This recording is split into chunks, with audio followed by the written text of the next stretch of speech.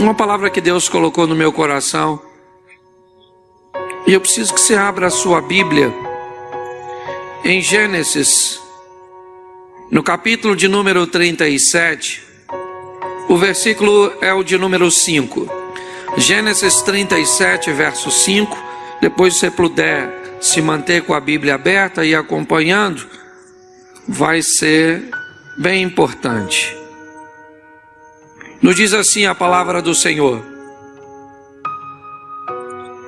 teve José um sonho e o relatou aos seus irmãos, por isso o odiaram ainda mais. Deixa eu ler de novo. Não, volta lá no... E teve José um sonho. Você pode repetir comigo? E teve José um sonho e o relatou aos seus irmãos, por isso o odiaram ainda. Feche seus olhos. Senhor nosso Deus e Pai, em nome de Jesus, eis aqui a Tua palavra, continua falando conosco. Fala conosco aquilo que nós nem viemos muito animados para ouvir, mas fala conosco aquilo que nós estamos precisando ouvir. Tira-nos do conforto da mesmice e nos coloque no confronto das mudanças, pois a Tua palavra tem poder para mudar a história da nossa vida, em o nome de Jesus. Você pode dizer amém? Amém. Glória a Deus. Esse é o momento em que vai começar a se relatar a história de um jovem, 17 anos de idade, era José.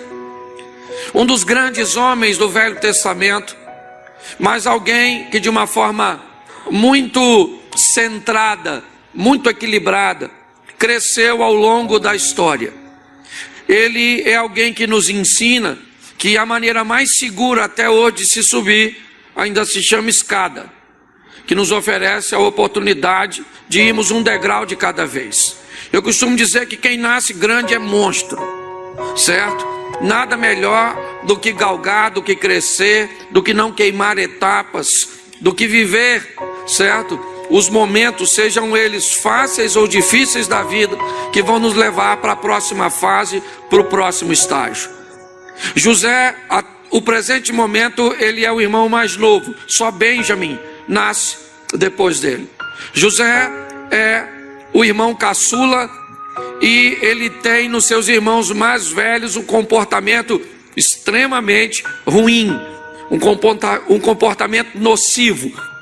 E ele cresce nesse ambiente onde seus irmãos mais velhos, que serviriam para ele de parâmetro, que serviria para ele de referencial, os referenciais de José não são bons referenciais, né? E ele poderia perfeitamente copiar, ou seja, reproduzir o comportamento de seus irmãos mais velhos. Mas vamos dar uma olhadinha, porque o texto diz que esses irmãos mais velhos não gostavam dele, tinham alguns problemas. Mas vamos dar uma olhadinha em quem é esse moço, para você entender e onde ele conseguiu chegar. O texto começa dizendo que um homem está fugindo de um problema que teve com sua família. Seu irmão deseja matá-lo. E Jacó então é orientado por Isaac e Rebeca para ir para a terra dos parentes de Rebeca. E quando Jacó está chegando, ele se depara, para mim, uma das mulheres mais lindas da Bíblia, sem dúvida. Seu nome Raquel, porque ninguém ia trabalhar o tanto que esse cara trabalhou para casar com a mulher feia. Não é verdade?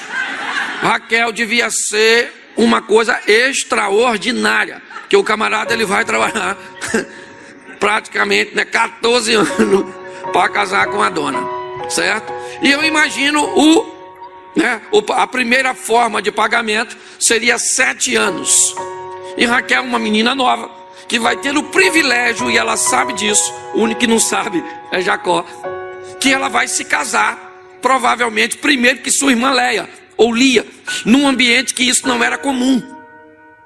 E muito mais, quando Raquel passava na rua, ela lidava com um ambiente emocional tão gostoso, de ser uma mulher tão valorizada, que tinha um cara 7 anos trabalhando para casar com ela.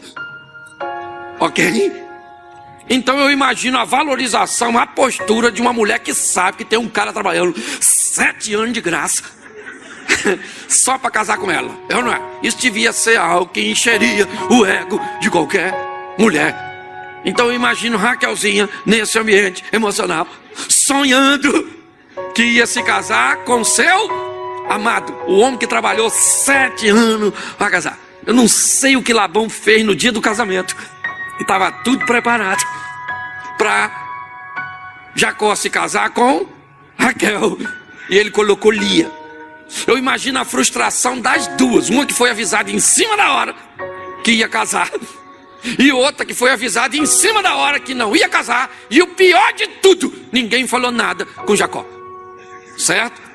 Esse é um exemplo claríssimo, certo? De que nós temos que entender que duas pessoas se unem muitas vezes oriundas de ambiente totalmente diferente. Porque quando Jacó vai reclamar com Labão, Labão disse: não, Jacó, deixa eu explicar a você. Aqui na nossa terra não se faz assim. A mais nova não casa primeiro que a mais velha. Ô irmão, mas tu teve 7 anos para falar isso comigo. No dia do casamento me deu essa dona que tem o olho para arquibancada, o outro para geral. É ou não é verdade? Uma dona bagunçada. Escute só. Mas o que eu quero que você entenda, não é disso que eu vou falar. Mas eu quero que você entenda que Jacó é filho de uma mulher sonhadora. Certo? Durante muitos anos, José é filho de uma mulher sonhadora. Jacó colocou no coração de Raquel o sonho de se casar com um homem bom, com um homem que a amava, com um homem que a valorizava. Então eu imagino, depois que José nasceu, José é um dos últimos filhos de Jacó. Rubem, Simeão, Levi, Isacar, Zebulun, Gade, Aser, toda essa patota nasceu primeiro. E Raquelzinha sonhando em ser mãe. Ficou tão difícil o convívio dos dois que um dia Raquel olhou para Jacó e disse: me dá filho, senão eu morro. Deu um problema que quase deu separação. Jacó falou: sou eu, Deus para te dar filho? Filho eu estou fazendo na sua irmã e nas outras. Se tem alguém improdutivo aqui é você. Deu uma confusão danada. Não sei se tiveram que fazer um encontro de casais para não separar. Também não sou obrigado a saber tudo.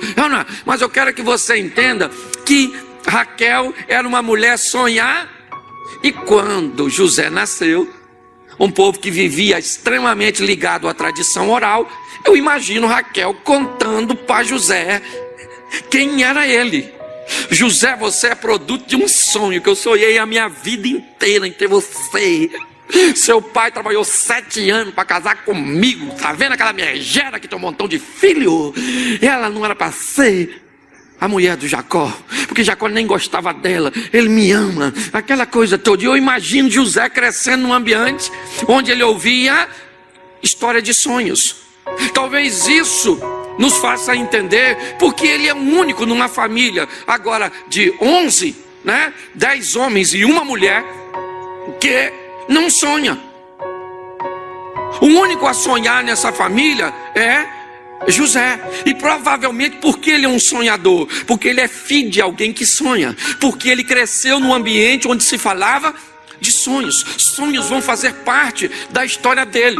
Pastor, o que você quer dizer? Eu quero dizer uma coisa, meu filho: ande perto de gente sonhadora, ande perto de gente que pensa grande, de gente que quer ir longe, de gente que pode olhar para o impossível e dizer: o impossível vai se tornar possível, realidade. Saia de perto de gente pessimista que vai dizer que está tudo muito difícil, que não vai dar, não dá mais para segurar, explode coração. Sai de perto dessa gente.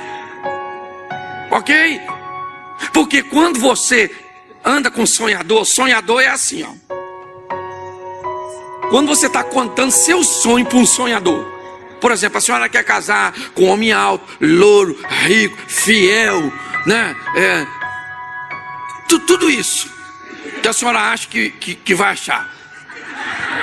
Aí a senhora cria essa expectativa. Se a senhora contar seu sonho para uma mulher sonhadora, a mulher sonhadora, ela fica assim, ó. O que é isso? Isso é comportamento de quem está aguardando você encerrar seu sonho. Porque assim que você encerrar o seu, ela fala o dela. É ou não é? Agora, não, peraí.